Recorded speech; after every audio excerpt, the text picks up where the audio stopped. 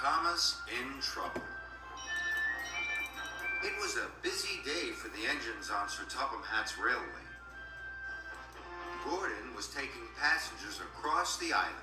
He felt magnificent. Henry was delivering logs to the lumberyards. He was right on time. Percy was pleased to be pulling mail cars. James was happily hauling flatbeds of paint. And Salty was carefully shunting wagons of fish at Brendam Docks. But Thomas and Emily were at the fitter's yard for repairs. I can't wait to get back to work. I'm taking the school choir to their concert. Emily was ready to go. Goodbye, Thomas, she whistled. Good luck with your final inspection. Thank you, Emily, tooted Thomas. Then James puffed in to deliver his paint. Bust my boiler, he laughed. You've broken down, Thomas. No, I haven't, puffed Thomas. You must have done, snorted James. Otherwise, you wouldn't be at the fitter's yard. What a shame you're not a smart and useful engine like me. That made Thomas cross. Sir Topham Hatt arrived. Thomas, boomed Sir Topham Hatt, are you ready to take the school choir to their concert? Nearly ready, sir, puffed Thomas excitedly. Nearly ready isn't good enough, said Sir Topham Hatt. Thomas didn't want anyone else to collect the school choir. Carrying children was his favorite job. So Thomas decided he would leave before his final inspection. I'm ready now, sir, he puffed. And Thomas chuffed away to pick up Annie and Clarabel.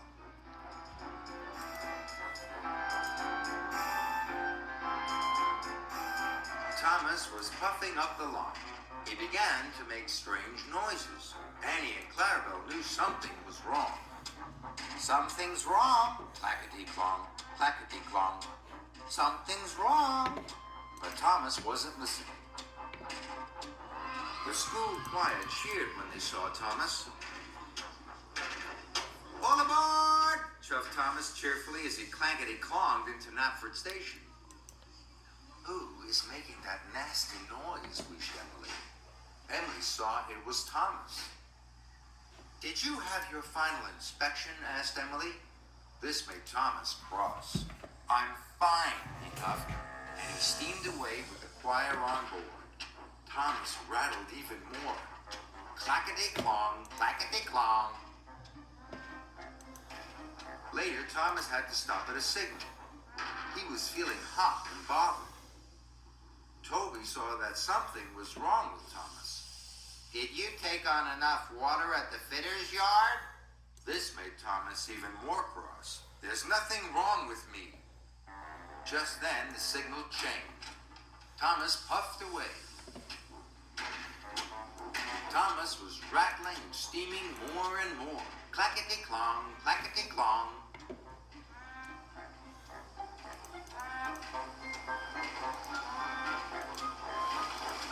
Further up the line, Percy was waiting at a crossing. What's happened to you, Thomas? Cried Percy. You look puffed out. Bother, steamed Thomas. He didn't like being told there was something wrong with him. There's nothing wrong with me, Percy, Thomas huffed. The barrier opened. Thomas rattled away. Clackety-clong, clackety-clong. Then there was trouble. Thomas began to chuff slower and slower. I need a rest, he gasped. Thomas clackety-clonged into a siding. Steam burst from his boiler, and black smoke flew from his funnel. With a final clackety-clong, Thomas broke down. Thomas felt terrible. The school choir began to sing to pass the time. The children will be late for their concert, Thomas wailed sadly. And it will all be my fault. I've let everyone down. Thomas was upset. Just then, Gordon puffed around the bend. I've broken down, groaned Thomas. Sorry, Thomas, beamed Gordon. I'm a guaranteed connection. Now what am I going to do? Cried Thomas. He was worried. Then Thomas heard a whistle. It was James. If I ask James for help, he'll laugh at me again. But I don't want the children to miss their concert. So Thomas tooted as loud as he could toot. Stop! Bust my boiler, laughed James. I said you were a broken-down little engine.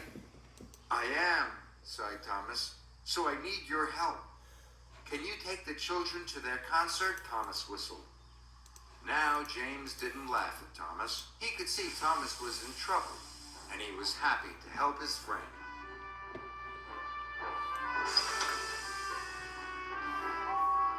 I'll get the children there on time, he wished. Thomas knew he had to get back to be repaired as quickly as possible. Henry was sent to collect Thomas.